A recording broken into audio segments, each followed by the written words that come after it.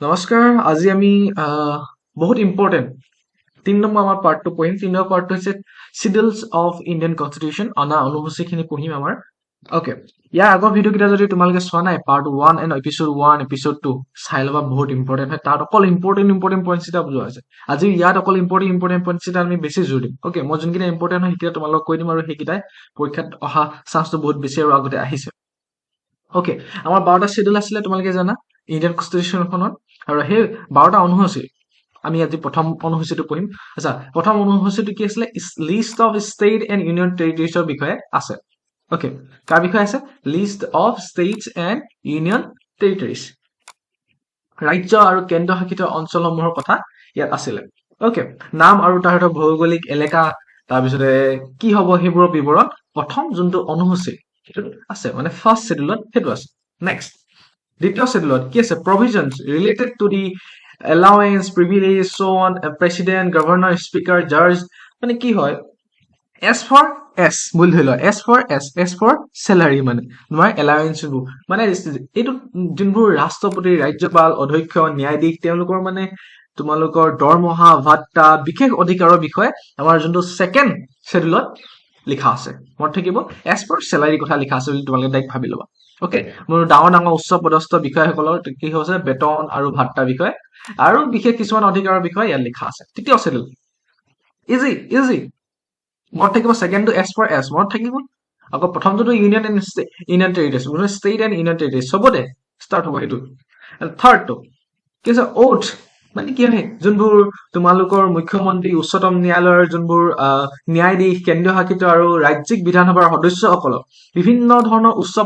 পদাধিকাৰী তোমালোকৰ সেই মানুহবোৰক ওকে তেখেতৰ কি হ'ব প্ৰতিজ্ঞা যোনবোৰ শপত গ্ৰহণ হ'ব যে শপত ফৰ্মৰ বিষয়ে লিখা আছে কি থাকিব সেই শপত গ্ৰহণ কি নহ'ব সেইখিনি কথা লিখা আছে থাৰ্ডটো ওথ বুলি লিখিবা ওথ অৰ এফাৰ্মেশ্যন মানে তেখেতৰ শপত গ্ৰহণৰ বিষয়ে লিখা আছে মন্ত্ৰী ন্যায়াধীশ সেইবোৰ ওকে উচ্চতম ন্যায়ালয় সেইখিনি কথা দেন ফৰ্থত allocation of seat in Rajya Sabha okay to the state and union territories মনত থাকিব মানে ৰাজ্য আৰু কেন্দ্ৰীয় শাসিত অঞ্চলসমূহৰ বাবে ৰাজ্যসভাত এইটো চোৱা চতুৰ্থটো কি কৈছে যে যোনবোৰ ৰাজ্য আৰু কেন্দ্ৰীয় শাসিত আমাৰ অঞ্চল আছে সেইসমূহৰ বাবে ৰাজ্যসভাত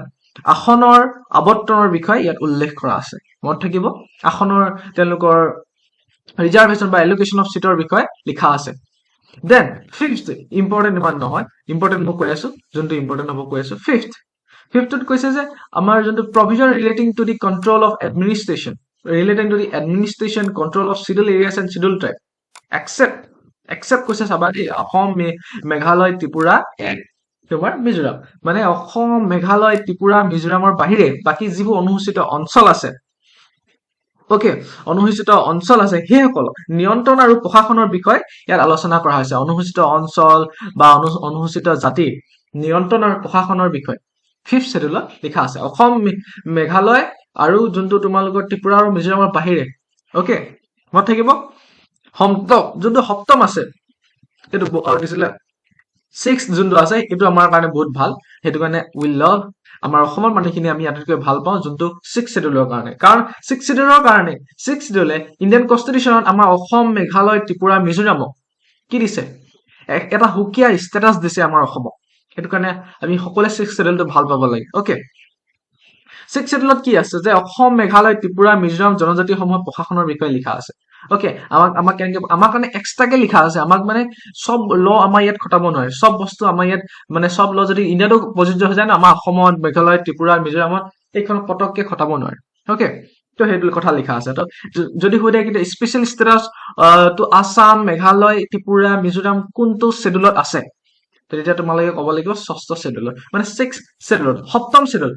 শিডিউলে কি কৰিছে জানানে পাৱাৰ্ছৰ ডিভিজন কৰি দিছে ইউনিয়ন আৰু ষ্টেট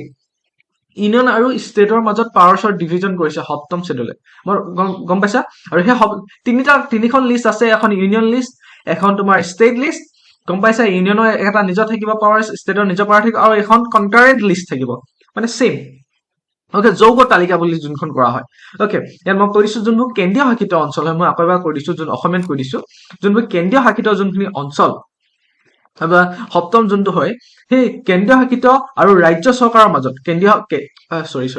যোন কেন্দ্ৰীয় চৰকাৰ ইয়াৰ কথাটো কি কৈছে যে division of power of union যোনটো চেন্ট্ৰেল হয় যোনখন আৰু ষ্টেটছ মানে কি কৈছে যে কেন্দ্ৰীয় চৰকাৰ আৰু ৰাজ্য চৰকাৰৰ মাজত ক্ষমতাৰ বিতৰণৰ বিষয়ে যদি কোনোবা তাত থাকে তেতিয়া তাক কি বুলি ক'বা তোমালোকে সপ্তম ক'বা যোনটো ক্ষমতাৰ বিতৰণৰ বিষয়ে যদি থাকে সেইটো কি হয় কোনটো কেন্দ্ৰীয় আৰু ৰাজ্য চৰকাৰৰ মাজত ক্ষমতা বিতৰণ কোনটো ষ্টেটত আছে বুলি ক'লে কি কোৱা 7 ষ্টেটত মনত থাকিলে আৰু তিনিখন তালিকা আছে এখন কেন্দ্ৰীয় তালিকা থাকিব ইউনিয়ন লিষ্ট সেকেন্ডখন কি হ'ব ষ্টেট লিষ্ট আৰু এখন কনকাৰেন্ট লিষ্ট মানে যৌগ তালিকা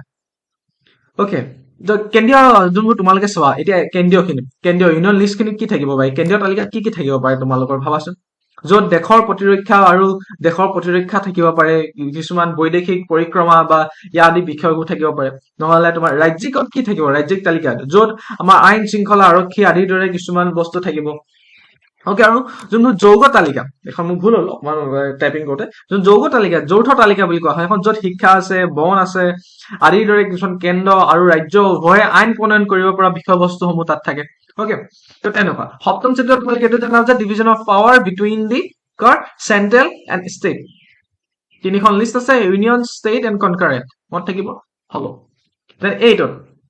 আমি যদি 8 চাবলৈ যাওঁ 8 নম্বৰ শিডিউলত কি কৰা হৈছে যে 22টা official language recognise by the constitution okay মানে সংবিধানৰ স্বীকৃত 22টা কি আছে চৰকাৰী ভাষা আছে বুলি কৈছে অষ্টম শিডিউলত কি কৈছে যে সংবিধানৰ দ্বাৰা স্বীকৃতিপ্ৰাপ্ত 22টা চৰকাৰী ভাষা তালিকা ইয়াত দিয়া হৈছে বুলি কৈছিলে ওকে তো সেই 8 শিডিউলত কি দিয়া আছে 22টা সংবিধানৰ দ্বাৰা স্বীকৃতিপ্ৰাপ্ত তোমাৰ আৰু ইয়াত আমাৰ অসমীয়াও আছে ওকে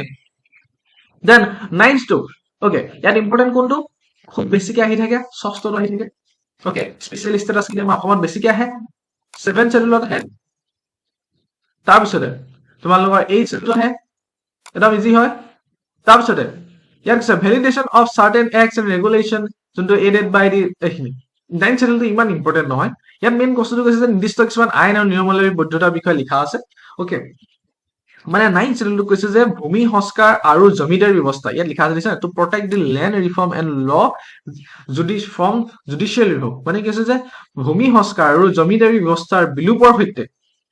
জড়িত কেন্দ্ৰ আৰু ৰাজ্য আইনসমূহ ইয়াত অন্তৰ্ভুক্ত কৰা হৈছে ভূমি আৰু তোমালোকৰ ভূমি সংস্কাৰ বা জমিদাৰী যোনটো ব্যৱস্থা আছে তাহাঁতৰ বিলোপৰ সৈতে জড়িত কিছুমান কেন্দ্ৰ আৰু ৰাজ্যৰ আইনসমূহ ইয়াত অন্তৰ্ভুক্ত কৰা আছে তো 9টো ইমান মই ইম্পৰ্টেন্ট বুলি নহব এইটো অহা দেখা নাই কিন্তু 10টো বহুত আহিছে ইয়াত আছে এন্টি ডিফেকশন ল মানে দল বগৰা হেতু কথা আছে দল বদলৰ ওপৰত ভিত্তি কৰি যোনটো অযোগ্যতাৰ বিষয় ইয়াত উল্লেখ আছে ওকে যোনটো দল বদলৰ কথা আছে হেতু ইয়াত আছে okay provision relating to the disqualification of member of parliament and state legislative on the ground of defection okay তো সেইখিনি কথা লিখা আছে এন্টি ডিফেকশন ল কথা এইটো বহুত ইম্পৰ্টেন্ট হয় কেনেকৈ মনত ৰাখিবা টি আছে আৰু এন্টি ঠিক আছে দেখিছে না তো এন্টি ডিফেকশন ল ক'ত আছে 10ত ডাইৰেক্ট ইম্পৰ্টেন্ট তাৰপিছতে এইখিনি মনত থাকিব লাষ্টটা পঞ্চায়ত এণ্ড মিউনিচিপালিটি আৰু এটা কেনেকৈ ৰখাবা PM okay panchayat to P municipality to M okay সেইটো মনত ৰাখিব এইকেইটা ইম্পৰ্টেন্ট হয় আৰু এইটো যোনটো তোমালোকৰ পঞ্চায়তটো এইটো কিমান নম্বৰ সংশোধনীৰ দ্বাৰা যদি কিমান নম্বৰ সংশোধনী আইন কৰা হৈছিলে 73 ওকে আৰু এইটো 74 সংশোধনীৰ দ্বাৰা এড কৰা হৈছিলে মনত থাকিব আৰু দুইটা 1992 দুইটা 1992 সংশোধনী কৰা হৈছিলে এই দুইটা ওকে আৰু এইটো 73 যোনটো এমেন্ডমেন্ট হৈছিলে হেতু আৰু এইটো 74 এমেন্ডমেন্ট ওকে আৰু দুইটা 1992 চনত হৈছিলে বাইখিনি সব ইম্পৰ্টেন্ট কাম আকবা কৰিছো ষষ্ঠত কি আছে আমাৰ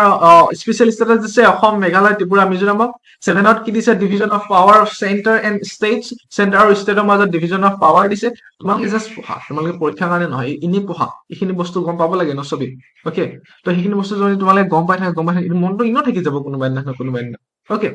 ট্ৰিক চিক আছে এখন তোমালোকে পঢ়ি থাকিবা সেইবোৰ ইমান মই ইম্পৰ্টেন্ট বুলি নাভাবো ডাইৰেক্ট পৰীক্ষাত একো এনসাৰ আহিব মনত আহিব ডাইৰেক্ট পঢ়ি থাকিলে দুবাৰ তিনিবাৰ পঢ়ি দিলে ওকে এইটোত কি আছে তোমালোকৰ 22টা ল্যাঙ্গুৱেজৰ বিষয় আছে তাৰপিছতে ইয়াত কি আছে ডিসকুৱালিফিকেশন 10ত কি আছে ডিসকুৱালিফিকেশন আছে তাৰপিছতে এইটো 11th কি আছে পঞ্চায়ত আৰু 12th কি আছে মিউনিচিপালিটি মনত থাকিব এইবোৰ টিয়াৰ্স অফ অল পিএম বুলি কিবা এটা আছে তোমালোকে চাব পাৰা যদি চাবলৈ বিচৰা তো হেতুৱে যদি তোমালোকে চেনেলটো ভাল পাইছা তেলে সাবস্ক্ৰাইব কৰিবা লাইক কৰিবা চেনেলটো ওকে শেয়াৰ কৰিবা আৰু তাত মই তলত 3টামান কোৱেশ্চন আনিছো সেইটা আমি কৰিম ওকে তো ইয়াত তুমি একবাৰ এইটো ট্ৰিক এটা আছে tiers of all PM I think PM বুলি আছে এনেকে তোমালোকে মনত ৰখাব পাৰা এনেকে আছে মই ইমান ট্ৰিক্স ইমান ভাল নাপাওঁ তো কেও আৰু তোমালোকে যদি মনত ৰখাবলৈ বিচাৰা এইটো মনত ৰখাব পাৰা ওকে তো লাষ্টত দেখিছানে এইটো PM টো মানে পঞ্চায়ত আৰু M মানে মিউনিচিপালিটিজ এই লাষ্টত এইটো দ্বাদশ কিটা তাতে এইটো লেণ্ড ৰিফৰ্মৰ কথা আছে I think 9ত আৰু এইটো D টো এন্টি ডিফেকশ্যনৰ কথা আছে তো T টোৱে আছে ইউনিয়ন টেৰিটৰিজৰ কথা আছে ওকে তো এইখিনি ইয়াত আছে এইখিনি পৰা তোমালোকে চাব পাৰা তো ওকে তো এইখিনি তোমালোকে মিলাই মিলি তোমালোকে মনত ৰাখিব পাৰা লিখিব বিচাৰা লিখিব পাৰা কিন্তু এইটো মানে মনত ৰাখিব পাৰিবা দেন মই এতিয়া কুৱেশ্যনত আহোঁ এইটো চবেই জানে কাৰণে মই কোৱা নাই ওকে তো এতিয়া মেইন বস্তুটো হৈছে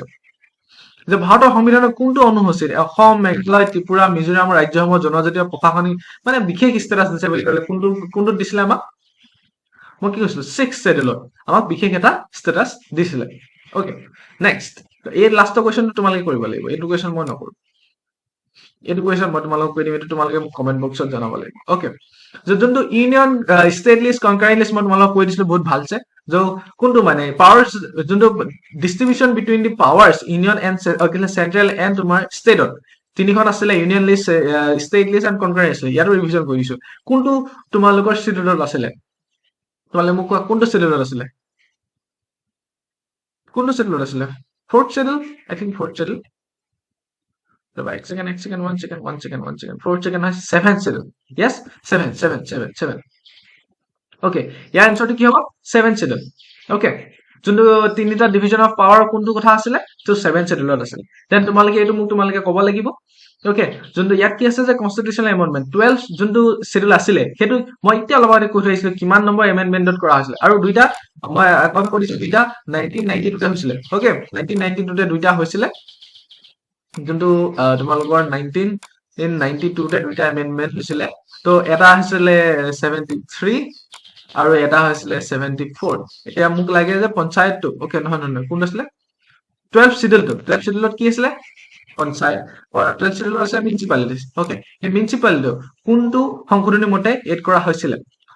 মই তোমালোকক কৈছো এটা 73 74 এই দুটা ভিতৰতে এনসাৰটো হ'ব তোমালোকে মোক কমেন্ট বক্সত এনসাৰটো জনাব লাগিব ওকে থ্যাংক ইউ মই অলপ আগতে কৈছো বাই বাই লাভ ইউ